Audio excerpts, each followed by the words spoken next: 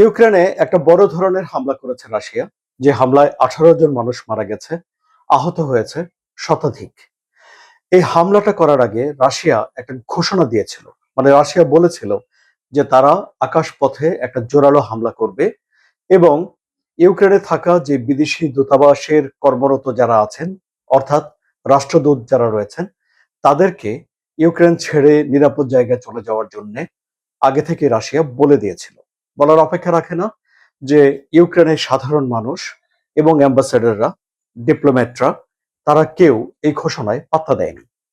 কিন্তু রাশিয়া ঠিকই একটা বড় ধরনের হামলা করেছে কিয়েভে, দিনিপ্রোতে, জাপোরিজ্জিয়াতে এবং আরো বেশ কয়েকটি এলাকাতে। ইউক্রেন হিসাব করেছে যে এই যে হামলাটি করেছে রাশিয়া, সেই হামলায় তারা 53টি ক্ষেপণাস্ত্র ব্যবহার করেছে। 53। তাদের আকাশ প্রতিরক্ষা ব্যবস্থা 40টিকে ভেঙে দিয়েছে, গুড়িয়ে দিয়েছে। তার মানে আঘাত হেনেছে 13টি। 600-রও বেশি ড্রোন ইউক্রেন ভেঙে ফেলতে সমর্থ হয়েছে। কিন্তু এর চেয়ে বেশি সংখ্যক ড্রোন দিয়ে রাশিয়া আক্রমণ করেছিল, ফলে বেশ কিছু ড্রোনও আঘাত হেনেছে।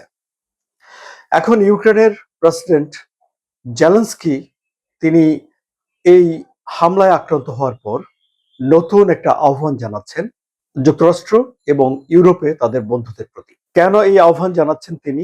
এই আহ্বানে যে দুর্বলতা প্রকাশ পায় তা কি রাশিয়া নিজেদের সক্ষমতা হিসেবে লুফে নিচ্ছে, যুদ্ধের সুযোগ হিসেবে লুফে নিচ্ছে?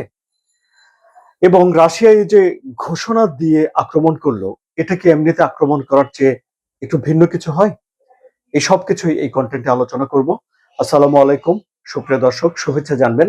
আমি আরওয়ার সাদি আপনাদের সঙ্গে আছি। কেউ যখন ঘোষণা দেয় আগে থেকে কাউকে পেটাবে, কাউকে আঘাত করবে এবং এটি বাস্তবায়ন করার জন্য সময় নেয়, তখন যে ঘোষণা দেয় সে অনেকখানি দুর্বল করে ফেলে প্রতিপক্ষকে। কারণ প্রতিপক্ষ তখন একটা আতঙ্কে থাকে। এখানে দেখা যাচ্ছে যে রাশিয়া ইউক্রেনকে শুধুমাত্র যে আক্রমণ করেছে তা নয়, ইউক্রেনকে দুর্বল করে ফেলারও চেষ্টা করছে।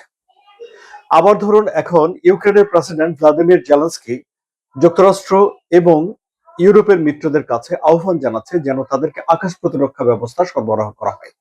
ইউক্রেনকে রক্ষা করার জন্য এখন তাদের আকাশ প্রতিরক্ষা ব্যবস্থা দরকার। কিন্তু যে আকাশ প্রতিরক্ষা ব্যবস্থা রাশিয়ার অস্ত্রের বিরুদ্ধে কার্যকর হয়, প্যাট্রিয়ট, তার আবার শর্টেজ আছে। এগুলো তৈরি করতে যুক্তরাষ্ট্রের সময় লাগে এবং যুক্তরাষ্ট্র এখন ব্যস্ত আছে ইরানের যুদ্ধ নিয়ে।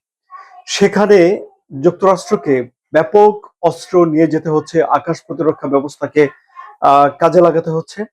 কারণ ইরান অনেক জায়গাতে একসঙ্গে হামলা করে এবং ইরান এরই মধ্যে যুক্তরাষ্ট্রের 13টি ঘাঁটিতে হামলা করে 13টি ঘাঁটির রেডার সিস্টেমকে ভেঙে দিয়েছে বলে জানা যাচ্ছে গণমাধ্যম সূত্রে। সুতরাং জেলেনস্কি যতই এখন নিজেদের শহর রক্ষা করার জন্য, দেশকে রক্ষা করার জন্য প্যাট্রিয়ট ক্ষেপণাস্ত্র পাওয়ার আকুল আবেদন জানান, তাতে এই আবেদন পরিপূরণ করা বা পরিপূর্ণ করার সম্ভাবনা খুব একটা নেই বলে মনে হচ্ছে। আর এই জায়গাতেই রাশিয়া একটা সুযোগ নিচ্ছে যে রাশিয়া আক্রমণ করে ইউক্রেনের আরো বেশি আকাশ প্রতিরক্ষা ব্যবস্থার অভাব তৈরি করে দিতে চায়। অর্থাৎ ড্রোন ঠেকানোর জন্য, মিসাইল ঠেকানোর জন্য ইউক্রেনকে তো গোলাগুলো ছুটতে হচ্ছে, আকাশ প্রতিরক্ষা ব্যবস্থা কাজে লাগাতে হচ্ছে এবং আকাশ প্রতিরক্ষা ব্যবস্থার গোলা ফুরিয়ে আসছে। যদি আকাশ প্রতিরক্ষা একেবারেই দুর্বল করে ফেলে এবং রাশিয়া আক্রমণ জোরালো করে ফেলে, তাহলে রাশিয়া হয়তো ভাবতে পারে যে ইউক্রেনকে আত্মসমর্পণ করার জন্য বাধ্য করবে। সেক্ষেত্রে রাশিয়া যেসব শর্তগুলো দেয় সেসব শর্তগুলো চাপিয়ে দেবে ইউক্রেনের উপরে। কিন্তু এখন এই যুদ্ধ বন্ধ করার জন্য মার্কিন প্রেসিডেন্ট ডোনাল্ড ট্রাম্পের যে উদ্যোগ নিয়েছিলেন সেই উদ্যোগ একেবারেই বন্ধ হয়ে আছে। কারণ ডোনাল্ড ট্রাম্প নিজেই ব্যস্ত হয়ে পড়েছেন ইরানের সঙ্গে একটা যুদ্ধবিরতি করার জন্য, একটা চুক্তি করার জন্য। কাজেই রাশিয়ার দিকে কারো কোনো মনোযোগ নেই। অন্যদিকে রাশিয়ার প্রেসিডেন্ট ভ্লাদিমির পুতিন বলেছেন যে তিনি আক্রমণ আরো জোরদার করতে পারেন। কারণ হলো যে মে মাসে একটা আহ রাশিয়ার অধিকৃত একটা এলাকাতে ইউক্রেন আক্রমণ করেছিল, সেখানে 21 জন মানুষ মারা গিয়েছিল। সেটা একটা ছাত্রাবাস ছিল বলে রাশিয়া জানাচ্ছে। ইউক্রেন বলছে যে সেটা হলো যে ড্রোন চালানোর পাইলট তৈরি করার একটা প্রশিক্ষণশালা। ফলে এই বিষয় নিয়ে রাশিয়া খুবই রেগে আছে ইউক্রেনের উপরে এবং যেহেতু যুদ্ধ বন্ধ করার কোন রকম উদ্যোগ কোথাও নেই এবং আকাশ প্রতিরক্ষা ব্যবস্থা ফুরিয়ে দিতে পারলে ইউক্রেনের উপরে আরো বেশি চড়াও হতে পারবে রাশিয়া। সুতরাং রাশিয়া এখন এই যুদ্ধটা যে হুট করে বন্ধ করে দেবে এরকমটা বলার কিছু নেই। আবার ধরুন রাশিয়ার উপর কি যুদ্ধ বন্ধ করার জন্য তাহলে কোন রকম চাপ কি নেই?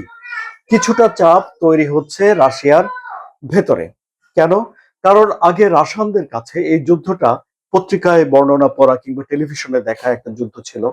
কিন্তু ইউক্রেন মাঝে মাঝে রাশিয়ার ভিতরে আক্রমণ করে ফেলছে, রাশিয়ার তেল কারখানায় আক্রমণ করে ফেলছে, এবং এইসব আক্রমণগুলোর মধ্য দিয়ে রাশিয়ান মানুষদের ভেতরে যুদ্ধটা সম্পর্কে একটা ধারণা তৈরি হচ্ছে, এবং এতে করে ভ্লাদিমির পুতিনের প্রতিও চাপ তৈরি হচ্ছে বলে গণমাধ্যমগুলো বলছে। তাহলে পরিস্থিতি কোন দিকে যাচ্ছে বলে আপনারা মনে করছেন? সুপ্রিয় দর্শক, আপনাদের মতামত কমেন্টে জানান। রাশিয়া ইউক্রেন যুদ্ধের সবশেষ খবর জানার জন্য এই চ্যানেলটি সাবস্ক্রাইব করে রাখুন। ধন্যবাদ সবাইকে।